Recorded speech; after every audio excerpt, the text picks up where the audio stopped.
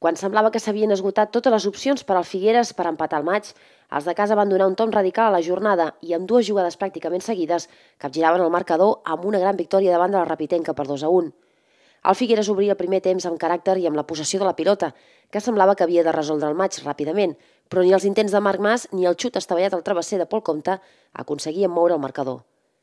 I per perdonar, arribaven també algunes de les opcions del conjunt rival, com el cop de cap de David López o el contracop de Ferran, que acabava fallant sorollosament, i sobretot l'enfrontament entre Callarissa i Orenya, que acabava amb la pilota desviada del porter local. Ni uns ni altres, però abans de descans, els blanquiblaus haurien pogut trencar el 0-0 inicial amb una jugada d'Argi sola a l'àrea i el posterior xut als núvols de Pol Compte. A la represa el mateix inici que en el primer temps, 3 ocasions més sense materialitzar, que anunciaven l'objectiu dels locals, per Micaló i Pol Compte. 5 minuts més tard, Orenya desviava un xut de munta, però no evitava que Yélamos fes el 0-1 al minut 60. Després del gerro d'aigua freda, els unionistes no van baixar els braços i van seguir treballant per intentar arribar a l'àrea petita de Raül, que va fer un gran partit.